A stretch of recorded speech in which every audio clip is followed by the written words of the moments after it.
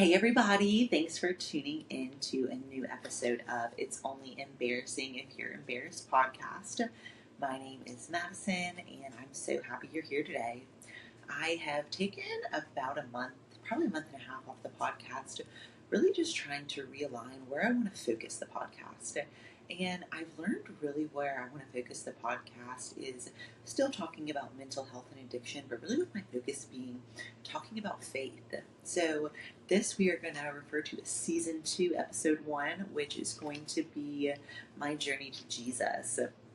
And some of the things we're going to be talking about on this season: exposing the lies of the enemy, self-worth, self-love, women of the Bible, the story of Jesus, how you can grow closer to God, the book of Psalms. We're going to talk about a lot of really cool things that I've been learning in the world of faith.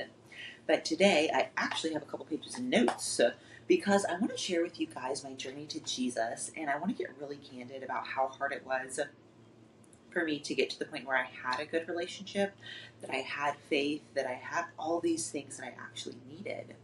So I'm going to take you guys kind of through my background of faith, what that's looked like in the past, where I've struggled, what that looks like now. And I'm going to talk a lot about my journey with addiction and mental health in this episode as well, just because faith has helped me to overcome addiction and mental health. And I had pretty much tried everything to get free of anxiety and depression and addiction before I found God. And once I did, I was like, oh, it turns out this is what I was looking for the whole time. Like, who would have thought that? So let's get into it. My journey to Jesus. I actually grew up in a Christian household. My parents took us to church every Sunday, and I did not appreciate what a privilege this was. I thought it was weird and annoying and not cool. And once I got to be a teenager, I really just never felt like I fit in, and so I kind of did whatever I could to try to fit in or feel good. And for me, that was alcohol. And so for me, what that looked like was one of the very first times that I drank when I was probably, a teenager. I remember being like, oh my gosh, I love this feeling. This is so cool. I want to do this all the time. And so I tried to. And then by the time I got to college, I actually went to a party school, which was great for me at the time because I loved to party, and I went to East Carolina. And there you can find somebody to drink or do drugs with any night of the week, which was great because that's what I thought living the life was. So I go through this time where I really just get deep into the party lifestyle. I am, drinking with the intent to black out as many nights a week as I can. And I remember having this moment whenever I was really caught up in the party lifestyle. I came home for a weekend. I was probably 18 or 19, and I went to church with my family. And I remember having this moment where I felt like God spoke to me and said, leave the party lifestyle, leave it all, get back into church, find me. I'm what you're looking for. I'm what you're longing for. Not all these things of the world, the drinking, the partying, the drugs, the clubs, the things you think that are so cool. That's not what this is about. Find me. And I remember sitting in church having like this weird like spiritual experience and being like, I'm not going to do that. God's not as cool as drinking and going out. No, no thanks. And I kind of forgot that ever happened until somewhat recently. And I was like, oh wait, God was actually trying to like get me back on track the whole time. I was just not willing to be gotten back on track at the time. So during this time period, I had really bad undiagnosed anxiety, depression, social anxiety. And whenever I drank or smoked or whatever, immediately that went away. I felt good. I felt fun. I felt like I was like the party. I loved the feeling that alcohol gave me. And recently, so I've been sober. It'll be 2 years in September of 2024 that I've been sober. And probably maybe 6 months or a year into sobriety, I was still working in the corporate world, and I was onboarding this guy who lives in the city that I went to school when I really kind of got first caught up in the party lifestyle.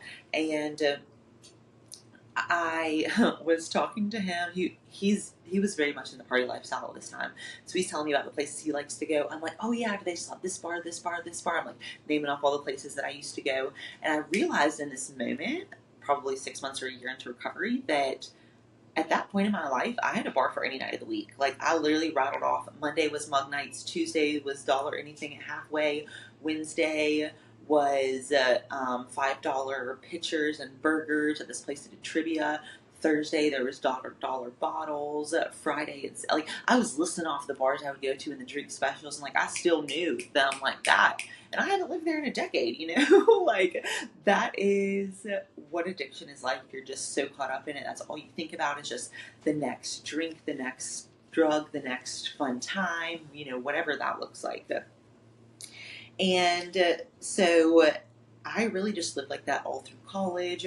I was trying to go to school, was too hungover or drunk to go to class most of the time, so I went like the least amount of times you could go to class and still get those classes counted towards graduation. Like, I just wasn't, again, I had a great opportunity and I didn't realize it was a great opportunity or take it seriously or any of those things. And so somehow I graduated and I had no idea what I wanted to do with my life at this time because I went to school to be a counselor for families and children. I got a degree in psychology and child development and family relations.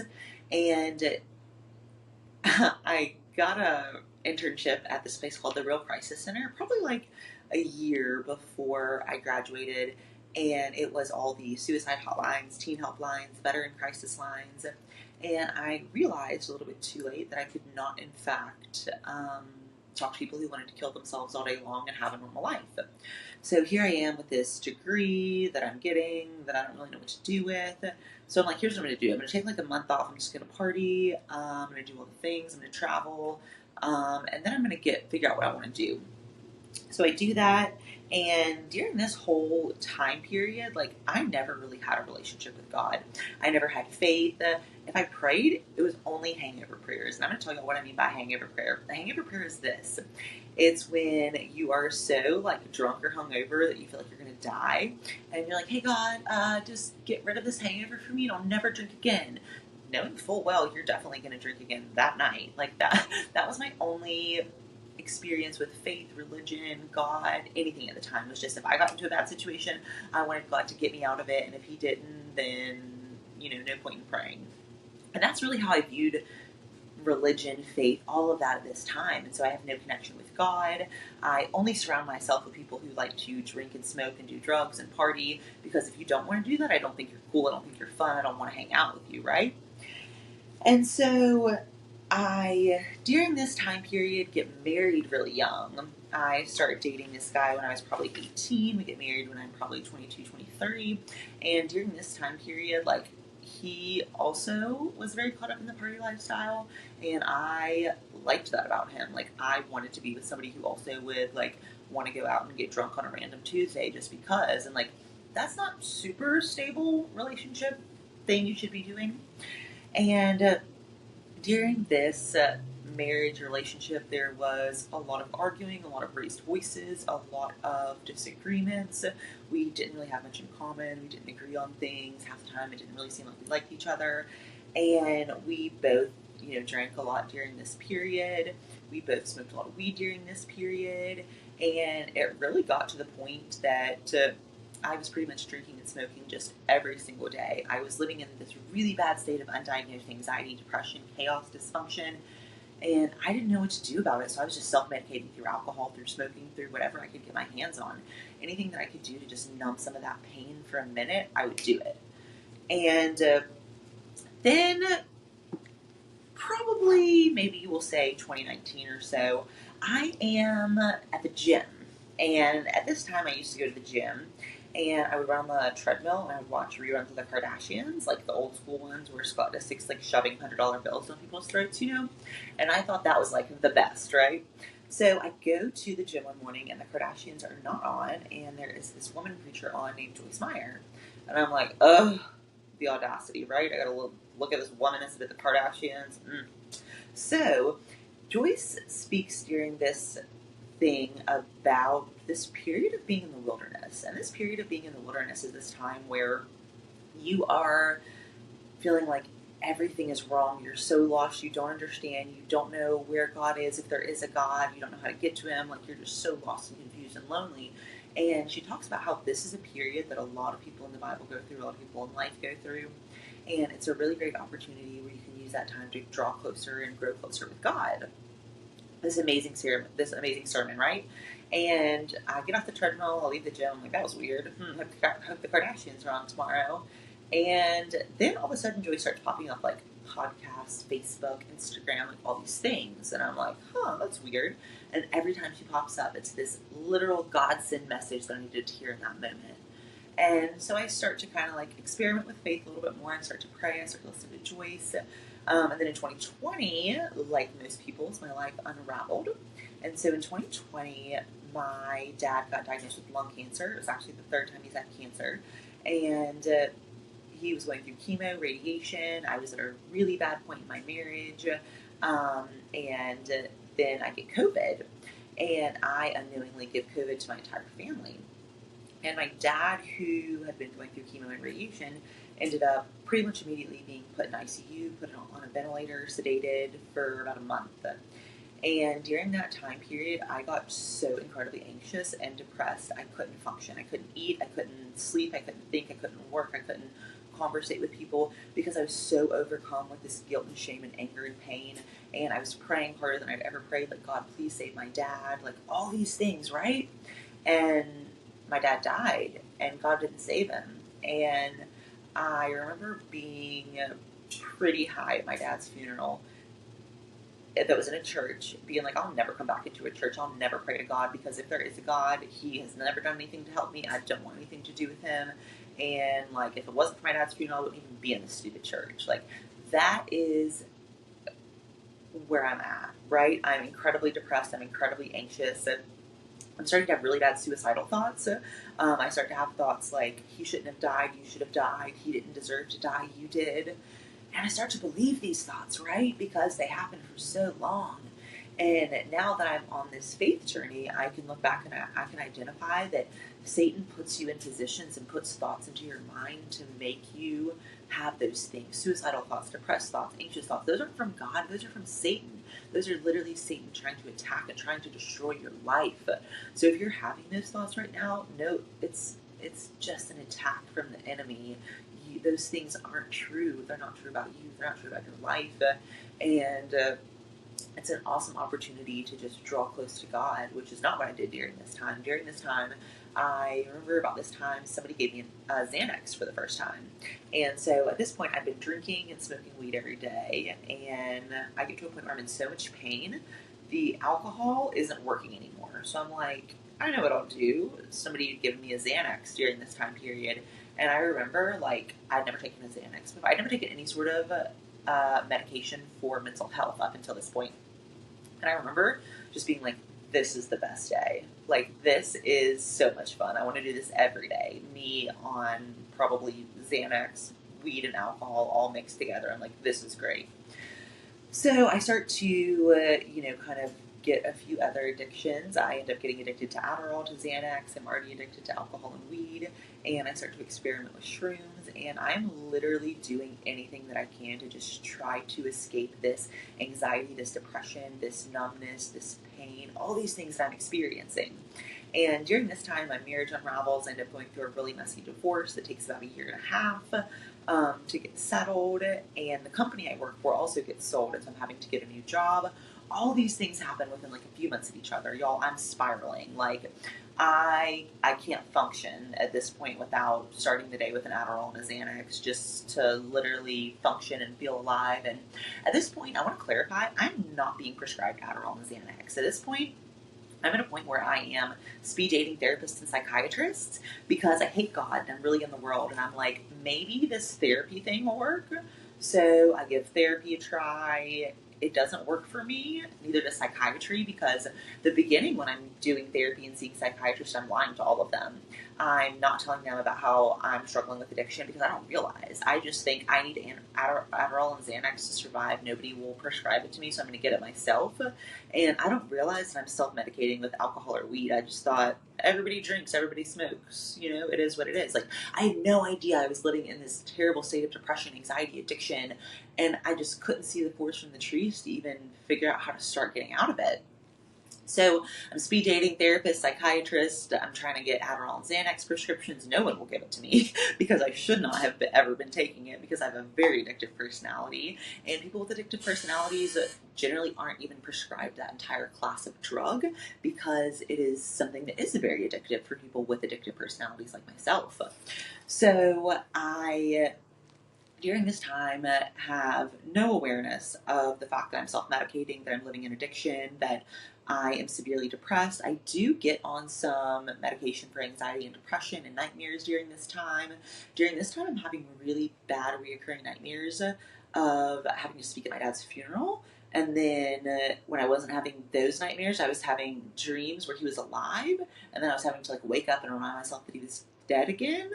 And so I'm having this terrible sleep problem that's really impacting my day-to-day life. So I'm waking up just anxious and depressed, and it's a really bad situation. So I'm self-medicating through all these things. I have psychiatrists that are prescribing me different drugs. I'm mixing them all together, and believe it or not, I don't feel better. So during this time, I'm really hating God. I'm really upset with God. I don't want anything to do with him. But I know that there has to be something more to life, and I don't know what it is. And so one day I am sitting at a stoplight actually, and this is one of my first God moments where not only do I realize that I'm addicted to things, but I get a chance to be free from them.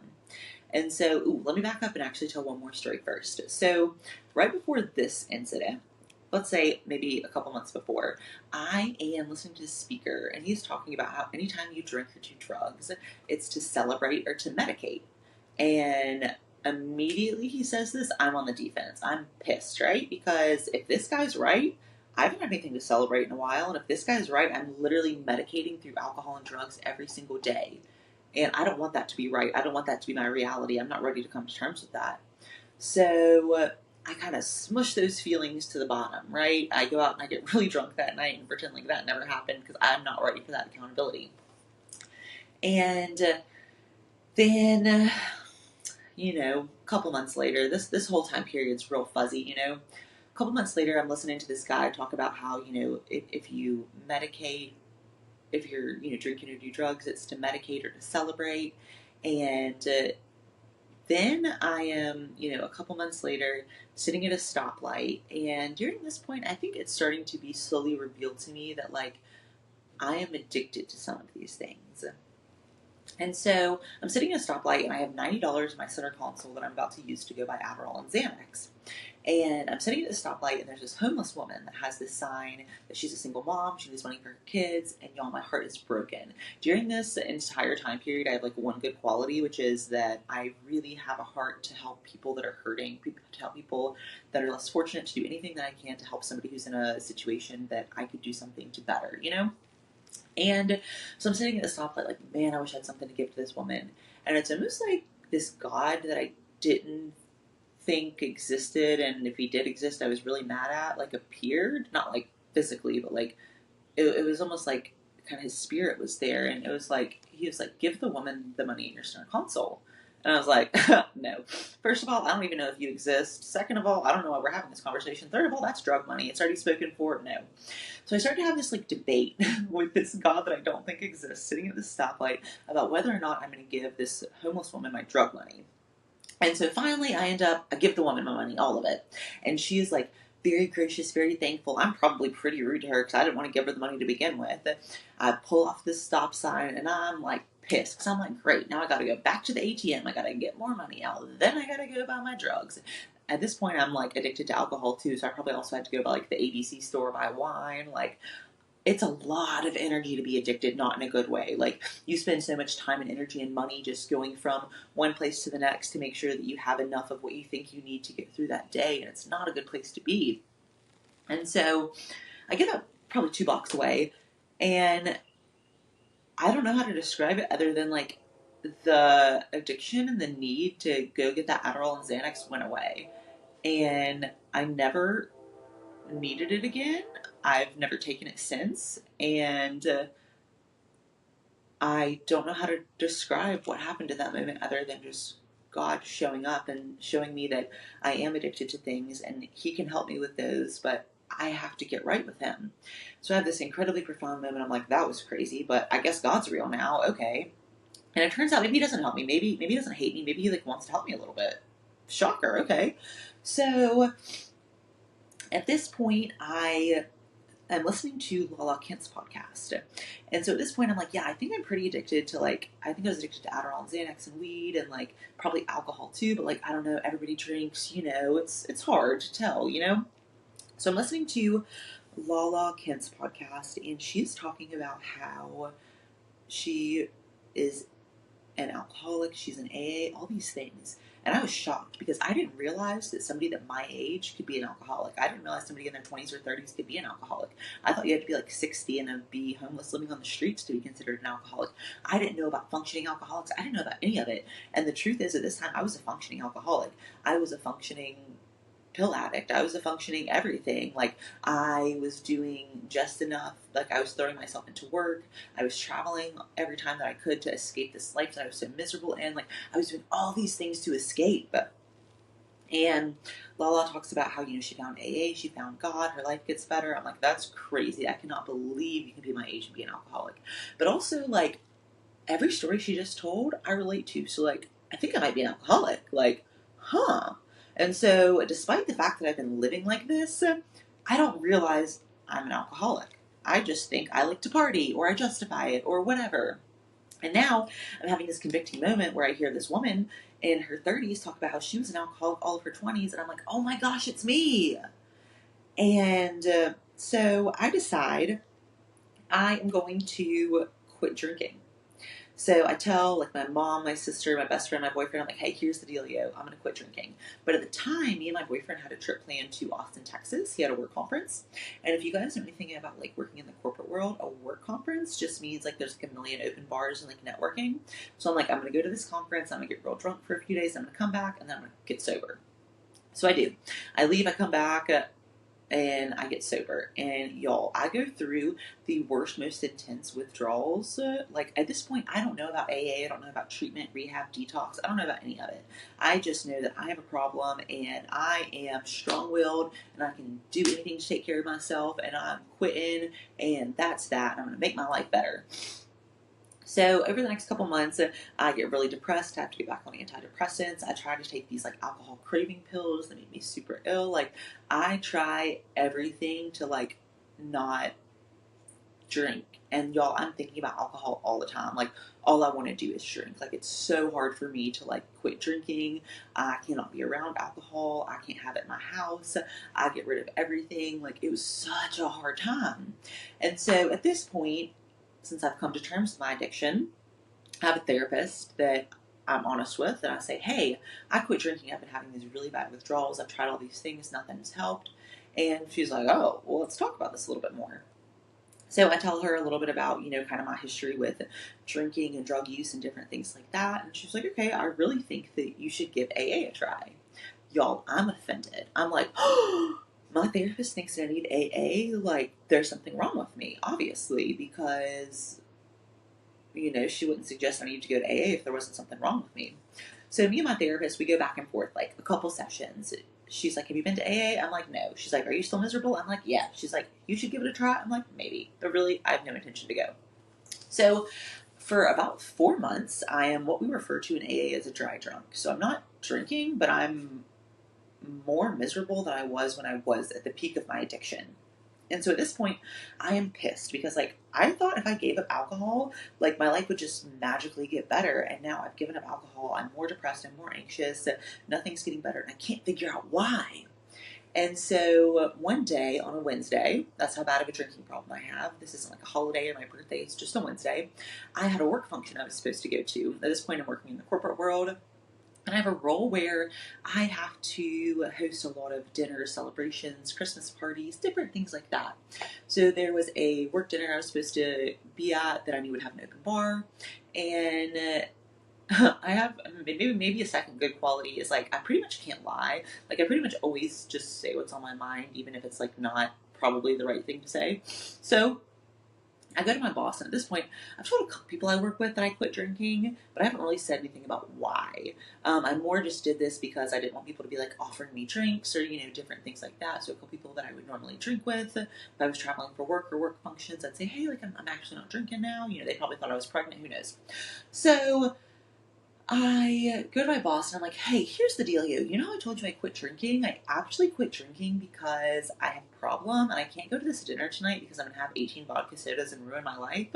So, hope it's cool if I don't come.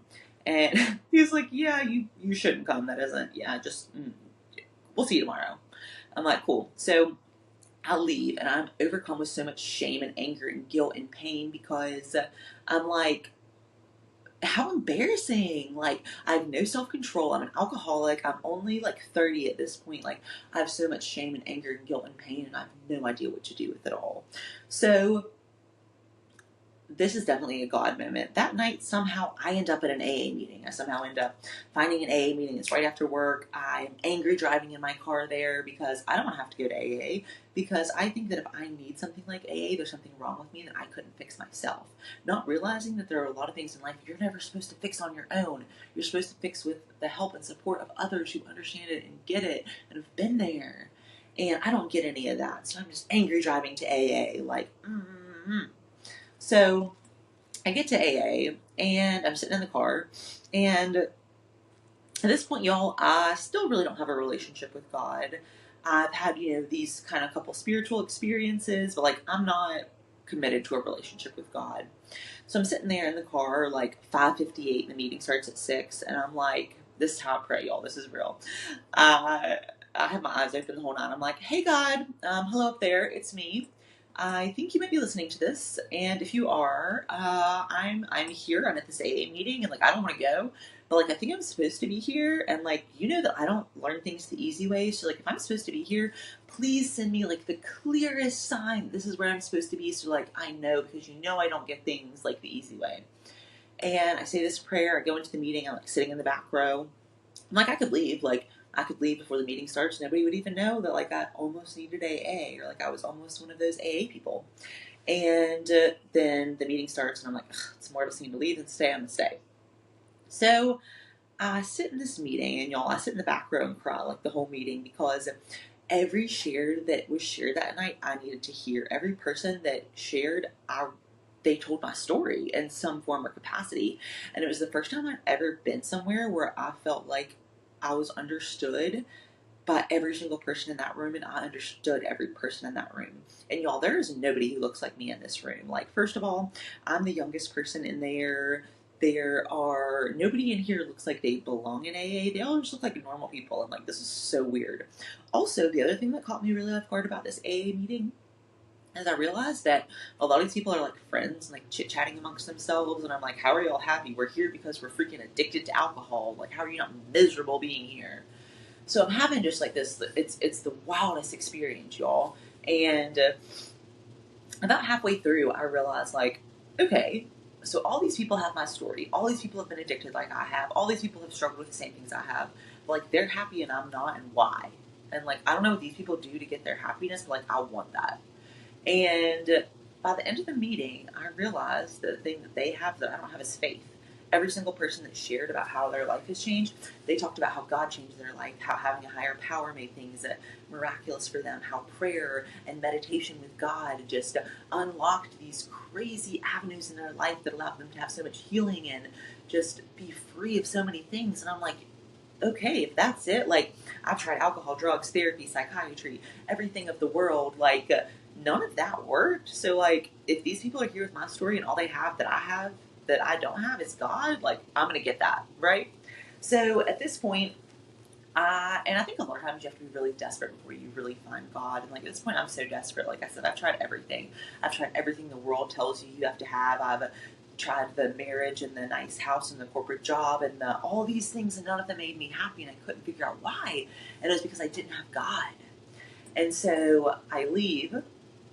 I go out to my car, and I sit in the parking lot, and I say another prayer. I'm like, hey, God, it's me again. Hello up there.